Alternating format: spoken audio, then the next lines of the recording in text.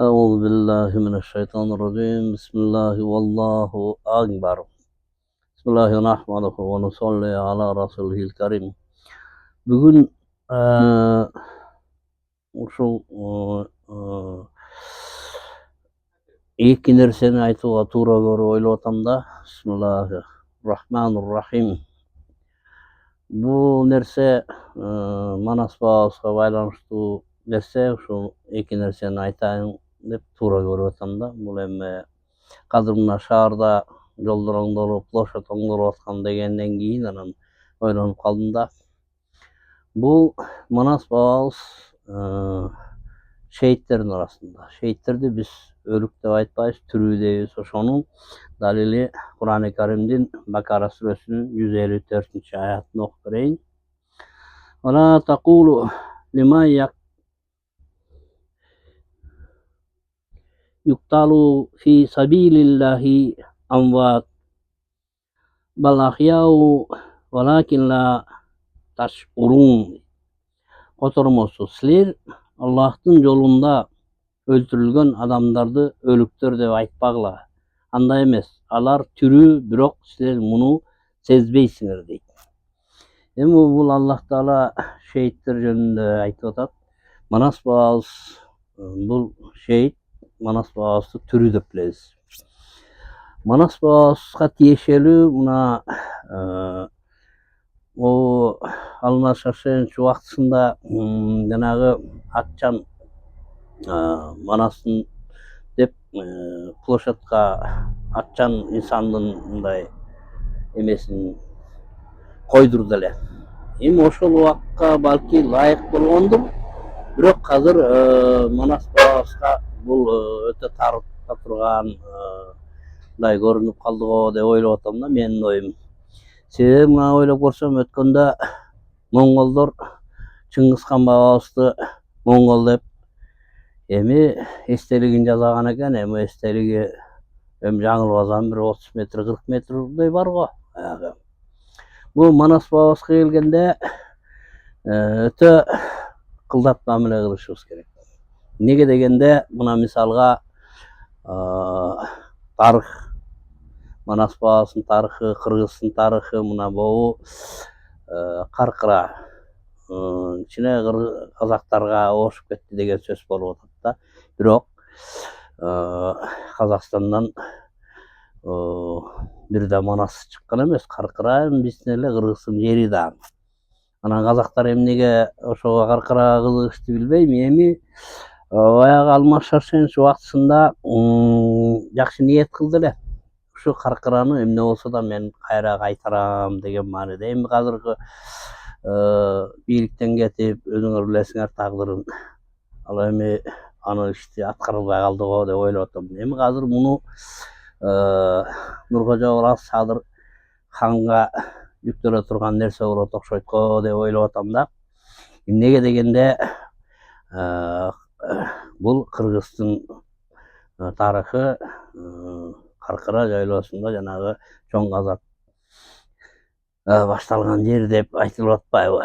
Эми Манас бабабызды өтө эле жакынкы жылдары болгон, анан беш-бежиндере эле чапкан дегенде бул туура эмес.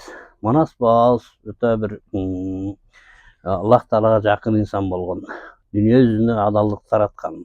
Мына азыр Америкада инилери айтып атат, Манас деген жер, Бакай деген жерлер көп экен. Бул кандайча Кыргызстандан, Кытайдан чыкпаса кантип тиги Америкада ушундай болуп калды дейт. Мен айтып атам, эми бул Манас бабабыз дүйнө жүзүнө адалдыкты тараткан инсандардын бири. Могу Манас бабабызды көргөндү айтып берейин. Эми ушунда жакшылап угуп турсаңар, бул инсан кандай экен. Баягы ачык аяндап коет, Аллах көрсөтүп атат. Баягы элден бөлүнүп, өзүнчө бир соот кийип, найзаны колго алып, атка минип, элден бир эки эсе чоң болуп бөлүнүп, ушундай кылып көрсөттү да Кудайым, эми Аллах Таала. Анан билип атам, Манаска жолукканы баратам деп бастырып баратам да. Анан оюмду ойлоп атам, менден бир эки эсе чоң ушундай бир албеттүү киши болуш керек деп. Анан кийин баягы алыстан келип караганда ал киши мында отурган экен. Ушундайга жерди карап жанына келсем атым менен мен жанагы элден бөлүнүп турган эки эсе чоң болуп турган ат баты менен ширенгедей болуп калат экенмин. Ал киши түшүнбөй мынтип карап атат мына адамдын, Манас бабасынын канчалык зордугу, касиети Кудай берген. Аллах Таалага өтө жакын инсан болгон. Бул дүйнө жүзүнө адалдыкты тараткан инсандардын бири Манас бабабыз. Ошондуктан Манас шейит арабызда эле. Ошон үчүн Манас бабабыздын кадырын эми көкөлөтө көтөрүш керек деп ойлойм да. Ушул жанагы площадьта коюлган атчан Манастын деп эстелиги деп коюлуп калбадыбы? Ошол кичине Манас бабабыздын мындай көлөмү боюнча тартып койгон. Манас бабабыз бул дөбө адамдардан болгон. Эми жанагынтип Чыңгыз ханды, көчөбүккө эле Чыңгыз ханды жанагындай 30 метрлик кылып атса, эми биз деле бир Манас бабабызга татыктуу бир эстелик кылса деп ойлойм да. Ал бир. Анан экинчиден жана Алмаз жакшы эле ниет кылды эле каркыраны кандайдыр болсо да кайтарам деди. Эми азыр өзүңөр билесиңер, тагдыры эми аны кыла албай калды го. Бул нерсе эми Нуркожо Кара Садыр хандын заманында болуп кетсе деген тилек. Казактар менен бурадарыбыз да сүйлөшүп, коем Кыргыздын тарыхын бурмалабайлы. Анча аракетти токтотуп, кайра эле Кыргыздын тарыхына буруп, каркыраны баягы айтылуу жерде Кыргызстандын картасына түшүрүп, Кыргызстандын тарыхына жазыла тургандай кылса деп Аллах Тааладан дуа кылып, ушу Нуркожо Кара Садырдын доорунда болсо деп Кудайдан дуа кылып тилеп атабыз. Иншалла болуп калар деген ниет. Ал бир эми ушу эки нерсе.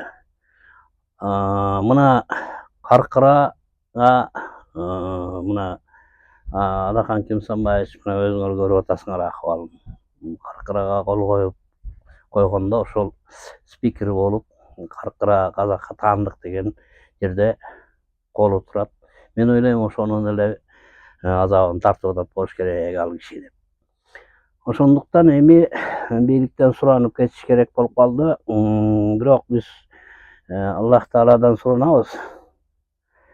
Себеби Iyyaке na'budu ve iyyake nestaîn деп Аллах Таала гана ибадат кылабыз жана Аллах Тааладан гана суранабыз деген Фатиха сүрөсүндө ар намазда айтабыз. Ошондуктан эми тилек кылып кетели.